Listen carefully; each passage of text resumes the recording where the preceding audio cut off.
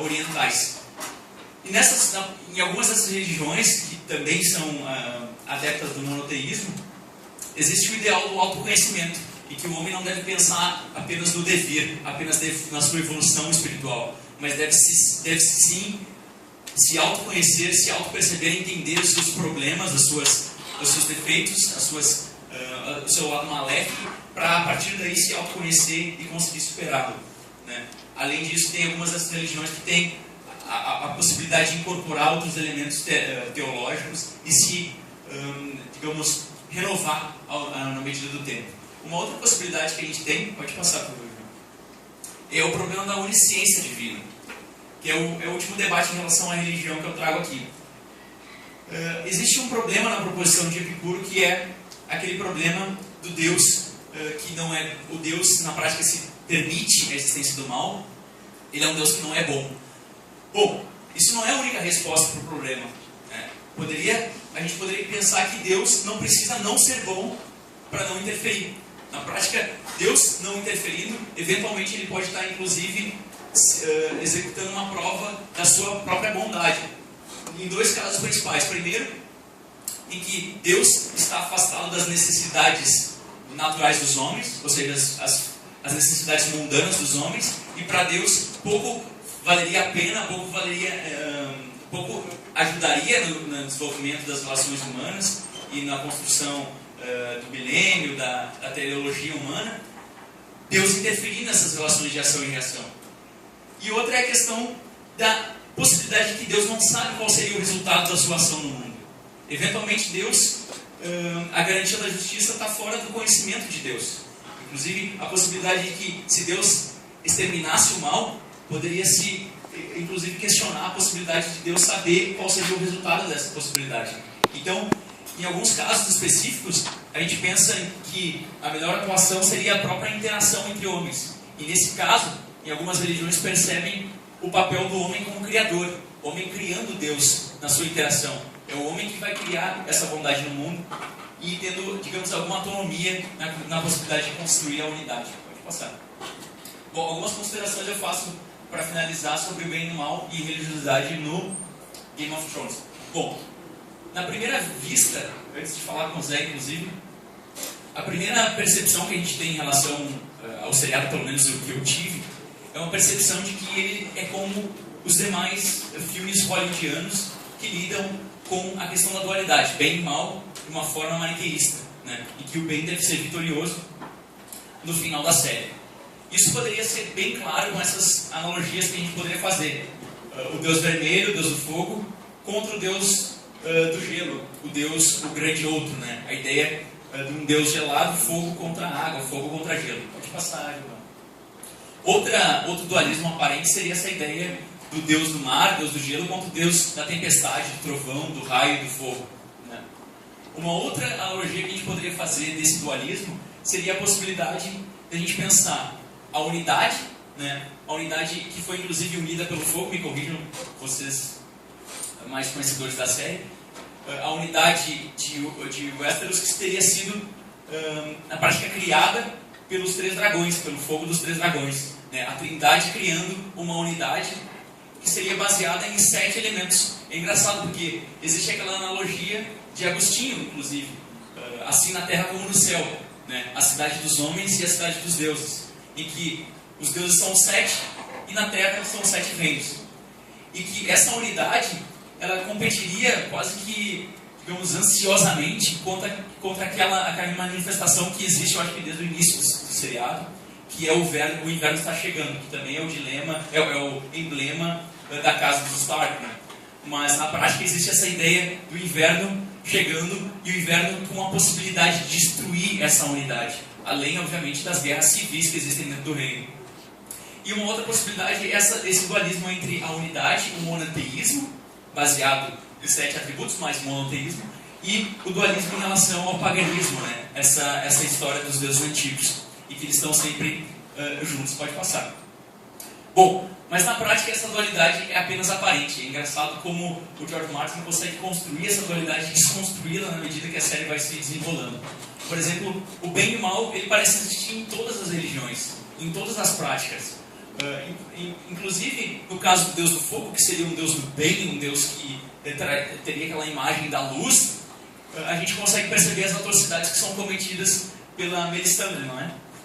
E por outro lado, o Deus do gelo, que seria, inclusive, algumas analogias, pelo que eu andei lendo, de que a Melisandre, inclusive, identifica o Bran como um Deus, como um representante dessa ideia do grande outro, né? Porque ele representa o gelo, ele representa, digamos, o inverno, e essa analogia. Ele defende os fracos, ele usa a sua magia, ele usa suas habilidades mágicas para defender os fracos e para defender a sua população. Pode passar. Uma outra questão que eu acho bem interessante é o papel libertador da religião antiga. O próprio paganismo tem um fundamento significativo nesse seriado.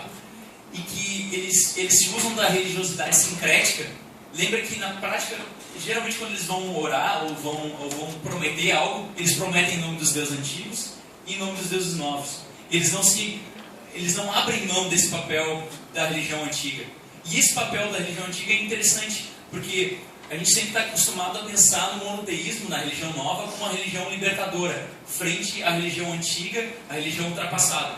Mas essa religião antiga é uma religião que é contra o incesto, que é praticado por alguns dos seguidores da religião nova, é contra o fratricídio e é contra a escravidão. É uma religião na prática libertadora, só que é uma religião antiga. Isso traz essa dualidade, essa complexidade moral que George Martin traz. E essa ideia que eu acho interessante da Daenerys e o mito do herói, né? Existe, ao longo da história da humanidade, das religiões, a ideia do mito do herói. Do herói, do líder, que inclusive Hegel lidou na filosofia, como o grande construidor de história, né? E na prática ele traz uma heroína, aqui, que é algo um pouco raro na história do mundo, né? Na história das religiões. Uma heroína como uma libertadora de escravos, como uma heroína que traz ajuda aos injustiçados e tem um papel um pouco de messianismo nesse sentido. Ela tem, percebam, daí vale um pouco da nossa ideia de ética e de moral, mas ela usa a magia do fogo que a Melisandre usa de uma forma mais ética, me parece, pelo menos. Ela usa essa magia pelo benefício daqueles injustiçados, que pelo menos ela percebe como injustiçados. E ela é, na prática, uma possível reformadora da religião. Não sei o que vai acontecer no resto do seriado, mas em alguns, eu não sei quem aqui já leu o quarto livro, né? Mas existe aquela possibilidade. Eu acho que quando ela foi um dos sacerdotes da religião do fogo em Volantis que comentou o papel de que ela poderia ser o prometido. Então, essa possibilidade, mas ela se indagando sobre isso, ela diz: mas por que eu vou ser uma prometida? Por que eu vou apoiar essa religião do fogo se é uma religião que vive eternamente em guerra, eternamente em conflito? Então há uma possibilidade dela ser, se for de fato prometida, uma reformadora de religiões. E esse é o grande papel dos heróis. Eles são, na prática, os grandes reformadores de religiões. Pode passar, Giovanni. Bom, eu tenho algumas questões que eu acho que depois a gente poderia comentar, se vocês acharem interessante. Já que o mal é sempre presente, né, no dia a dia dos homens, haveria algum limite moral para a maldade justificável? Ou seja, existe algum limite para... A gente poderia estabelecer, além da nossa moral, digamos, da nossa comunidade, na sociedade, um limite para a maldade? O genocídio, eventualmente, o exterminismo? Existe algum limite? Pelo que é justo? E uma outra questão, pelo que é justo lutar, né? O que seria um bem justo? Seria... assim como o mal ele é relativo, o bem também é relativo, pelo que seria justo a gente lutar e realizar as nossas ações do mundo, para além das discussões de moralidade? Será que o milenarismo, a ideia... Porque em algumas religiões, as religiões monoteístas dizem, na prática, que o bem maior é o bem da salvação, né? O benefício maior que os homens vão ter do mundo é no momento do milênio, no momento da sua salvação. Será que isso tem alguma coisa a ver com a ideia de construção da unidade? Bom, essas são algumas questões, por exemplo, a justiça. Será que essa ação e reação é suficiente para a gente pensar na justiça, para além da moral? Por exemplo, a gente tem uma moral entre nós, tem o problema todo do direito, né, que a gente não está debatendo aqui, que é o problema da justiça, o problema da moral, o problema da ética. E esse problema, ele, obviamente, a gente poderia falar assim, um semestre, anos e anos sobre ele, né? Então, esse problema, por exemplo, está ligado também com o relativismo moral, que a ideia, por exemplo, de tu poder dizer que os direitos humanos são universais, né? São os direitos humanos universais? E se não são? Qual seria a justiça, digamos, para além das nossas percepções morais da nossa sociedade? Existiria uma justiça que a gente poderia levar para universalidade, para outros povos? Não sei. Eventualmente sim, eventualmente não. E daí eu queria apresentar esse videozinho que é uma ediçãozinha de uma entrevista muito longa que existe com o Joseph Campbell, que eu acho que traz um pouco dessas indagações, mas obviamente de uma forma muito mais, uma retórica muito mais capaz que é aqui.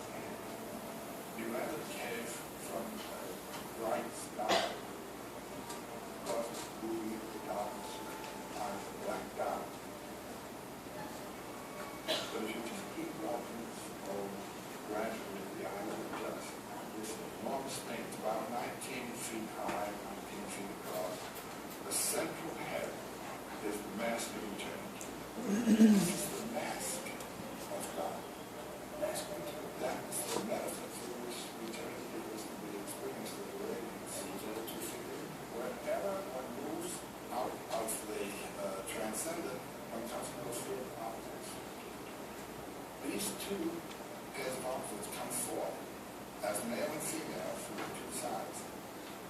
One has eaten the tree of the knowledge, not only the good and evil, but male and female, right and wrong, this and that, the light and dark.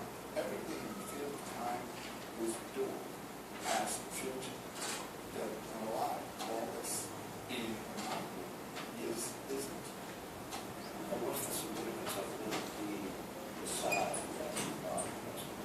What is this stuff you're talking about? The mask represents the middle, and the two represent the two opposites. And they always come in pairs. And you put your mind in the middle. Most of us put our mind on the side of the good. That's what we believe. It was Heraclitus. I think he said, for God, all things are good, right, just. But for man, some things are right, others are wrong. You're in the field of time. And one of the problems of life is to live in the music of both terms. That's to say, I know the sense, and I know that good and evil are temporal apparitions. Here's a whole mythology based on the insight that transcends duality. Ours is a mythology based on the insight of duality. And so our religion has to be equitable in its action. Sin and atonement, right and wrong. It's done with sin. In other words, moving out of the mythological zone, the garden of paradise, where there is no time, and where men and women don't even know they're different from each other. The two are just creatures.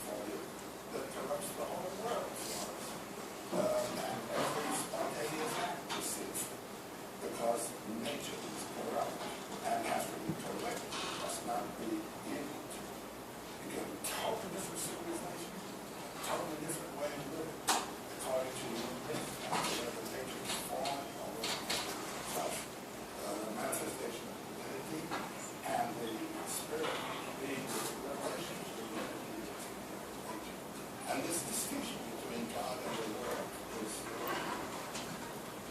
not found in the history of the processes of nature. When every impulse, every natural impulse is the correct, but to be something, to be beautiful. And the Lord is interested in the beauty of nature and cooperation with nature, coordination, so that some of those gods who come to their nation begins to high hands. And from the Upanishad, then he realized, I indeed went to this creation, for I have poured it forth for myself. In that way he became this creation. And verily, even once this becomes in this creation a creator, that's the principle. And when you know this, that was identified with stuff, which is God's power in the world, which means use. There's this story that we've just read. I see that I am this creation, God. But when you see that God says he is the creation, and then you are a creature, or that God is in you, and the man who turned you to also. So there's that realization.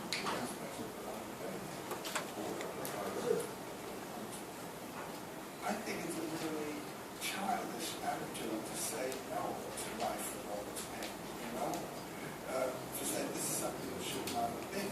Schopenhauer, in one of his marvelous chapters, I think it's the book like this, that life is something that should not have been.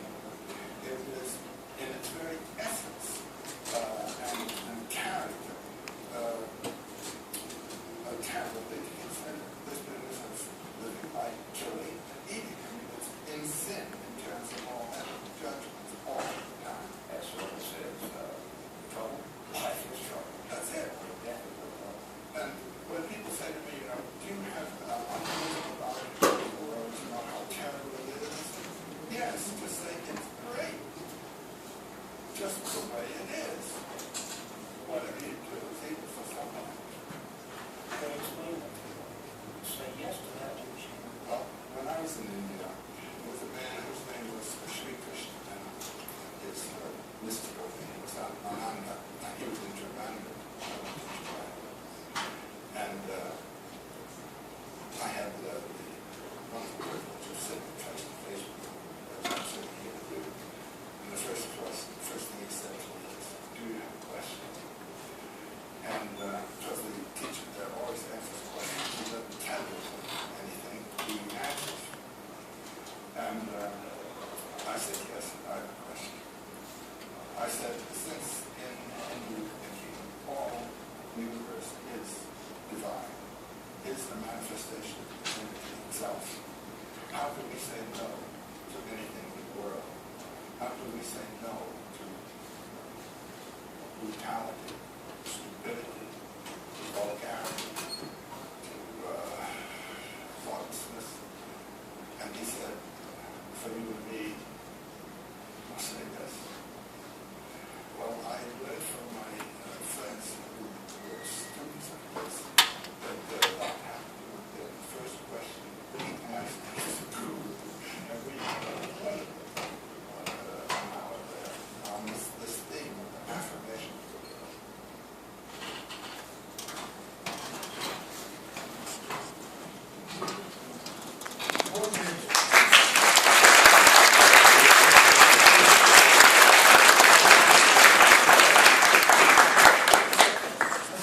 Obrigado, Humberto, professor Igor. Se alguém chegou depois e não tem um resumo, a gente pode fornecer. Que horas são agora? Eu acho que a gente tem bastante coisa para discutir. Nós podíamos antecipar um intervalo e começar a ter mais tempo de debate, não é isso? São 15 para as 8, que tal um intervalo até 8h05, pode ser? Então tá, até as 8h05.